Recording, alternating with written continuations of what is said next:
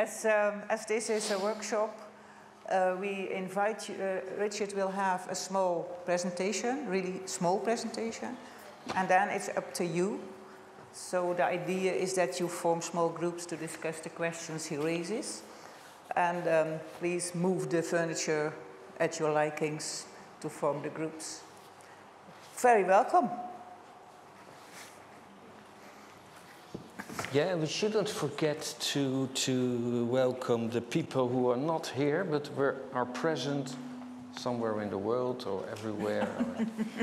I don't know, that's nowadays with technology. There is no reason, is it? Okay. Resonate.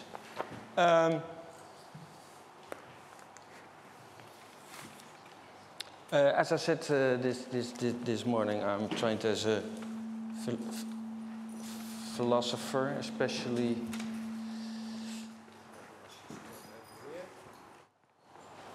Can you answer? Yeah, that is maybe better, eh? Yeah.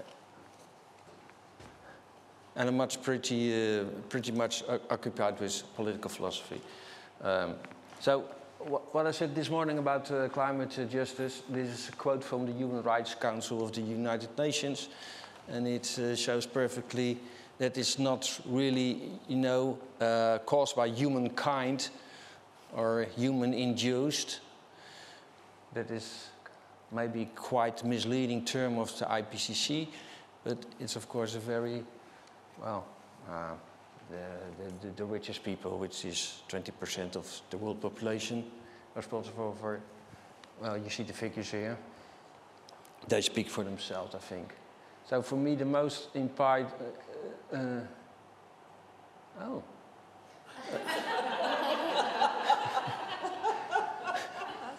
I was thinking I didn't write any notes, but... It's incredible. It's incredible. I'm sorry, I was distracted.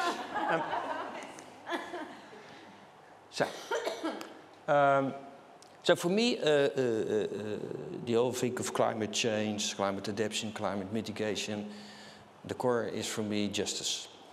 And what I heard in the work sessions I attended here before, it's a multiplier of inequalities, etc., etc.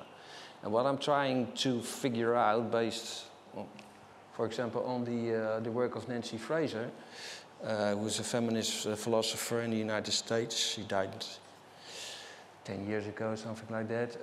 And she has a lot of written about social justice, which she defines as the parity of participation. And she is one of the first who distinguishes two kinds of justices, the economic, socio-economic distribution, what the figures is about, and the cultural dimension of recognition,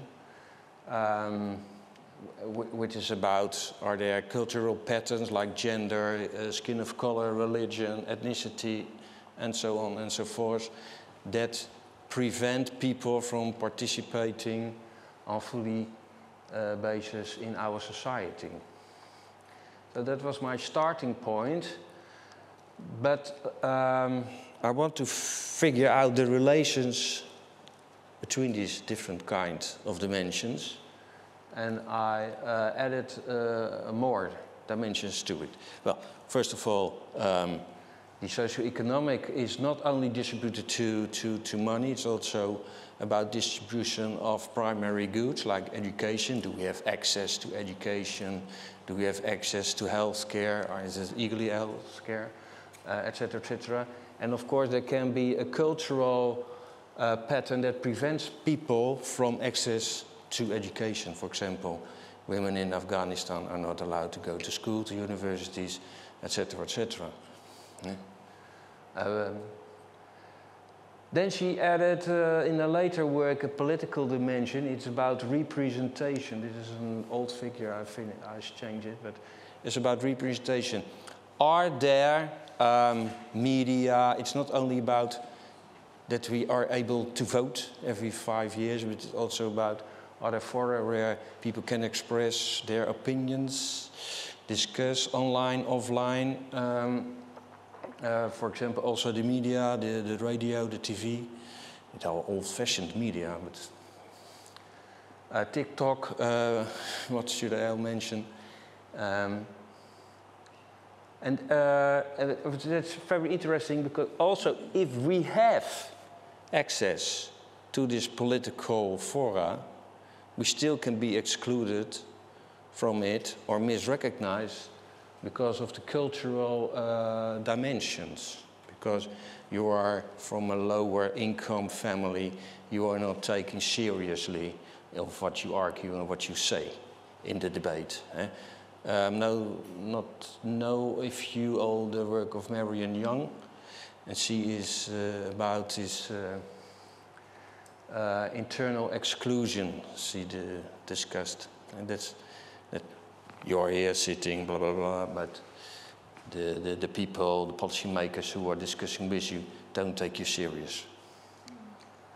And social work, there is really a lot of do for social workers in that case. One of the other dimensions of epistemic, of social justice, of the ecology of justice, is the epistemic justice. And it's a kind of dimension of justice which is rather recently coming up in the debate. I talked this morning about the hierarchy of knowledges, that has to do with it. There is one person, is the Spanish anthropologist De Sousa Santos, who have written a lot about the differences between the global north and the global south. And his statement is that knowledges inform our social practices. So if we suppress certain kind of knowledges, we also suppress certain social practices. And he studies it at the global level of the colonization of the global north by the global south, etc., etc. And he talks even about epistemicide, of epistemicide. How should I pronounce it? Epistemicide? Like epistemicide. Okay, thank you. So that's very interesting, but there is also Miranda Fricker, who has written a book on epistemic justice more from an ethical point of view, and she distinguishes between, for example, testimonial justice, so you are poor and not recognized what you say is true or valuable for the whole debate. And she's also talking about hermeneutical, but I should say discursive justice, and that there is a collective framework of interpretation which prevents you from expressing your own experiences. And you also see that in the notion of the reconstruction of the client. So you go to a psychiatrist, you have a problem, and the psychiatrist interprets what your experience are in his own models, so that he can, of course, have the answers to your problems. So if you go to Sigmund Freud, and you have a problem, it will be different translated in his terms than, for example, if you go to Maslow, just to mention two old, cracky men.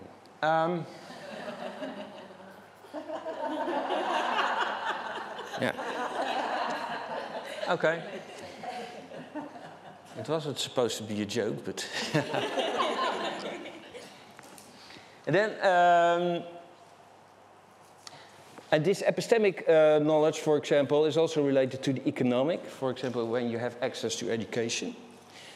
But the epistemic is also involving our way of economic, the way of thinking we do. The economic.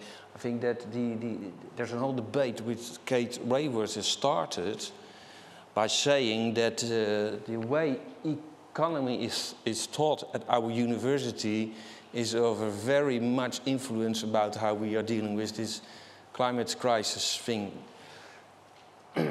So we have to change the way we teach economy, we have to change the way we teach maybe psychology, philosophy, and also social work. And that's, of course, a very difficult thing to do. It can also be that the cultural, it can also influence, of course, our understanding of cultural dimensions. And then there is this ecological part. That is, of course, that there is the equality between human and the more than human beings. So you showed the pyramids and the other one. This from human-centristic to an ecocentristic worldview. So we are just part of the ecosystem and not on top of the ecosystem. It's also, of course, the planetary boundaries, the way we are perceiving nature just as an object to our own profit, or there was also something in your workshop, this deep ecology, so that we should treat nature for itself, in a way.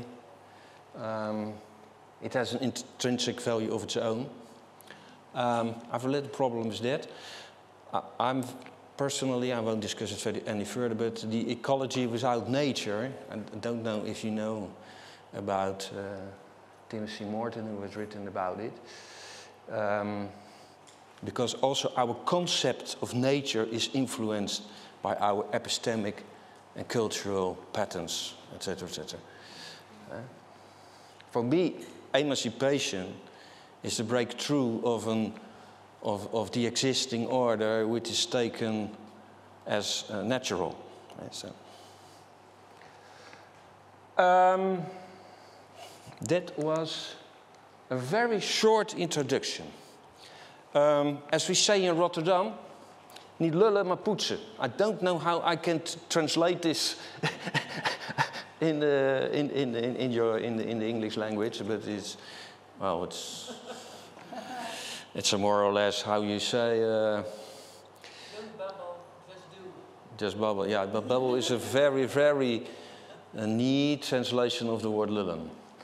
Okay. So. I'm sorry. Not lullen, maar poetsen. So we are going to work, and we want to have you in groups of 4 or 5 people. And we would like you to discuss these 2 questions, just 2 questions. And then we sum after half an hour or something like that. We have a plenary, each group presents what he has found, and we are discussing that. Is that a good idea? Yeah? Okay, perfect. Okay. I'm very sorry to interrupt you, but we have to come to a close now.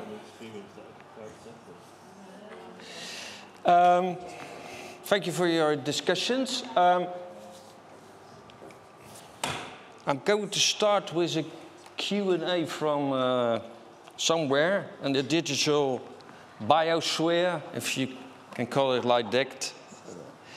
And that is from Sepp Working. I don't know if that's his or its real name, but it's about gender inequality. So the comment is that gender inequality is intersectional and includes all of us. Well, that's okay. Patriarchy, past and present, can prevent basic understanding and discourse for social change at work and at home. There are cultures that socialize oppression into us from a young age, and we need to unpick gender roles and check male privilege. Has someone a comment on this comment? I wonder about these. It's an interesting one, that kind of the idea of privilege. I think it's quite a complex issue, and I'm not sure. I mean, I think patriarchy is damaging for men as well, and they suffer a lot of injustice under it, but they also get some privilege and that kind of hidden aspects of the damage because they have that certain kinds of privilege. I think it's more complex. Someone else would like to comment on the statement? Yeah? Okay, then we are going to have a summary in the groups. Can you summarize what your discussion is? Are there some key words or statements that you want to share with us? And then someone has the mic.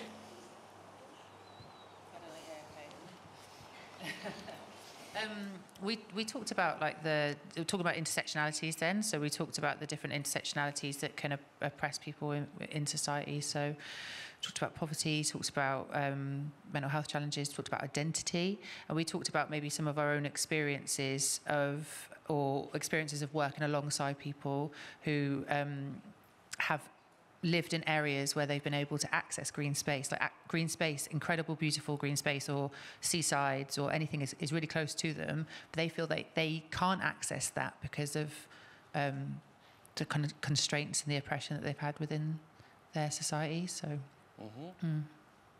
Can you give a concrete example? So maybe in a term of an example of my own practice, then, this wasn't one we talked about, but originally from Plymouth. I work up in Edinburgh now, but originally from Plymouth, and Plymouth has a really lovely seaside and a really lovely beach at the front, and there's an area in Plymouth called Whitley, which is quite far away from there. The bus routes are really hard to get into that seaside place. Some young people that I'd worked with had never actually been there before, so we would go and do direct work and just take a walk down the beach and get an ice cream, and it would be like, this is amazing, like I've never been here before, but they're actually like 11 and just don't have the ability to be able to get into town through the bus routes, or the finances to be able to get on those bus routes. Because in Scotland, it's free for any young person to be able to travel, whereas that isn't the case in England. So they would have had to pay to use the buses. Okay, yes, I understand, yeah. Yeah, we experience that most of the children in poor neighborhoods live in a square kilometer. That's just their habitat. Eh? Yeah. Okay, thank you. If someone from the other two groups would like to comment on this point? No. Oh. We talked about young people not having the vote, and that how many young people have really now are suffering the effects of Brexit, and what an intergenerational injustice that has been. And how young people now are taking to the streets, you know, in protest and direct action, because to give them agency, because that's all they can do, and the courts are being incredibly abusive of these young people, which is another intergenerational injustice, because you have white privileged judges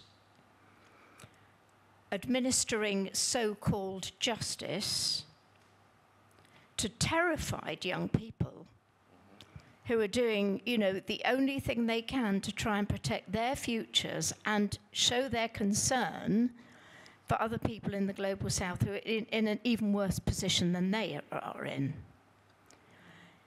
And it is quite outrageous what's happening to these young people in the English courts. Ably assisted by probation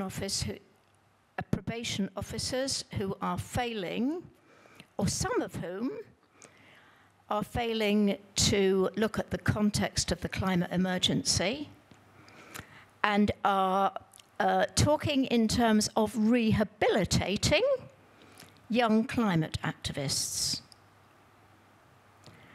And I mean, this is my issue, and we did talk around the other things, but I think that was the thing that maybe came out on top. Okay. Can you maybe elaborate little about the connection between the different dimensions in your story? Sorry? Can you elaborate a little bit more about the connections between the different dimensions of injustice you see in what you just said now?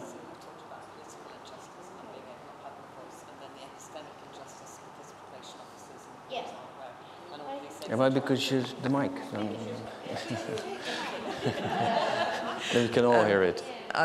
Yeah, I think so. Trudy's talking about the sort of political and ecological injustices, and that young people are feeling, and then the epistemic injustice where probation officers don't even know about, and then the systemic epistemic injustice, people don't even know about the climate crisis, and then they're acting. Yes, it's all sort of interacting with each other, and yeah.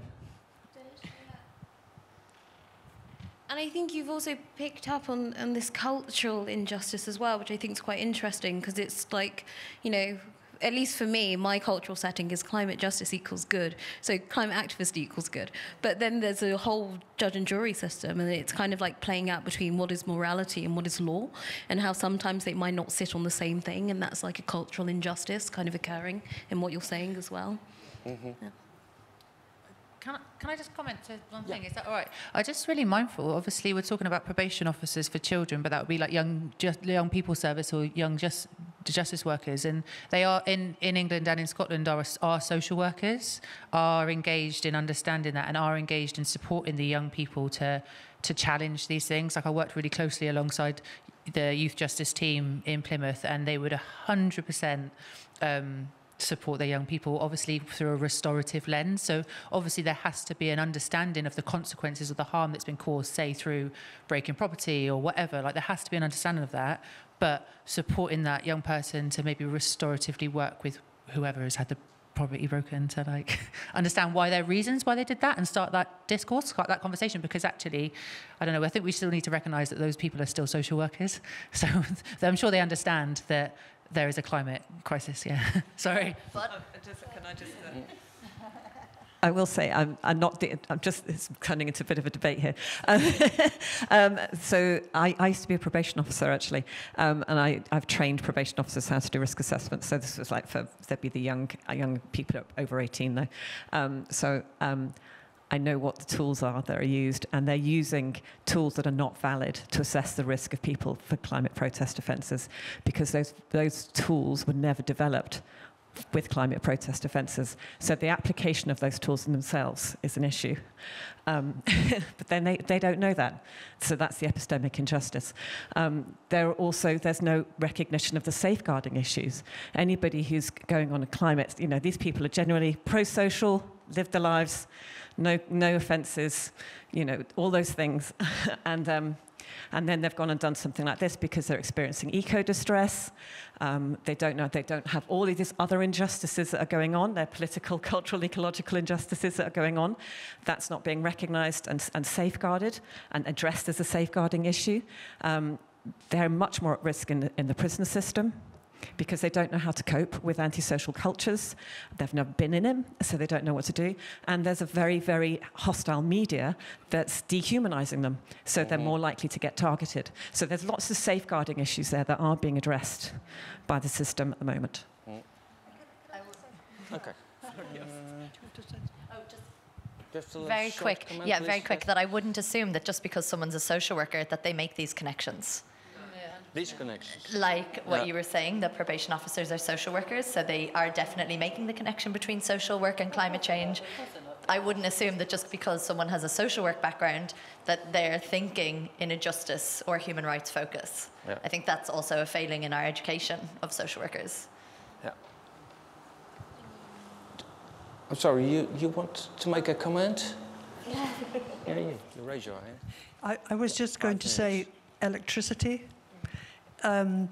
Because, like in Scotland, we're charged more for electricity than in England.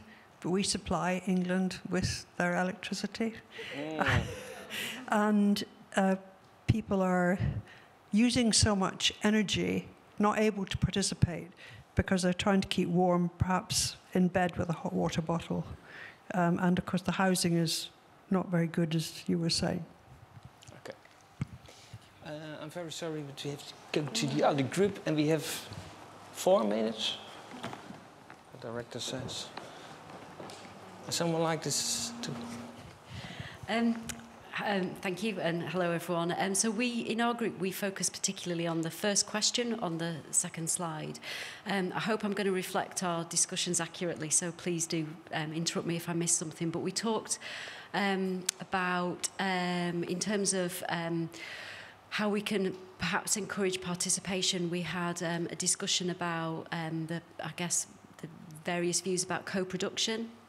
And I think our sense was that if co-production is done well, it's really positive, but it can also be very damaging if it's done in a kind of tokenistic way. And so real care needs to be taken about really thinking about values and being value-led in working alongside people, particularly when we're in positions of power.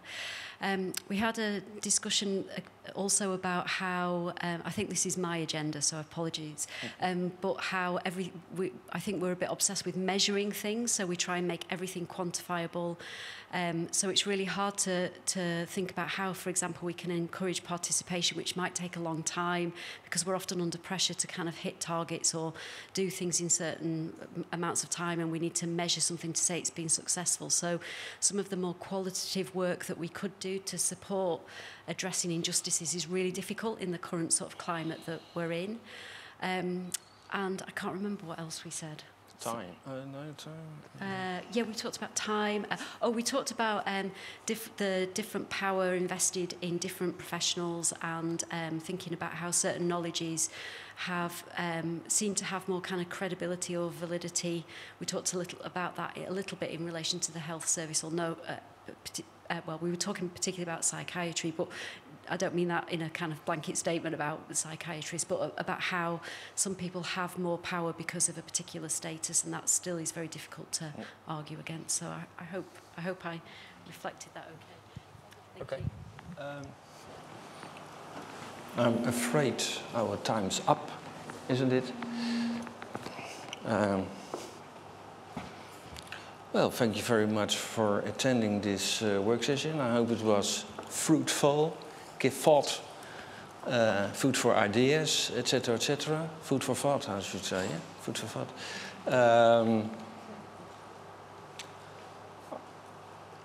Josine, do you want to add something? Thank you all very much for taking part in this important discussion. Because I think when you talk about eco-social work, it's not only about the green, huh? It's about the whole life we have to share with each other, with nature. And so I think there's so many kinds of injustices, and we have to realize what can we do about it. Is it on our plate or is not? And if it's not on our plate, which plate do we put it on? So I think it's very good to have thoughts like this shared with each other, so we go home with a lot of new ideas about what we see. So it's, in the first place, you have to see it, to know it. And that's, and I think workshops and conferences like this helps us to see more than we already did. Thank you so much. Thank you.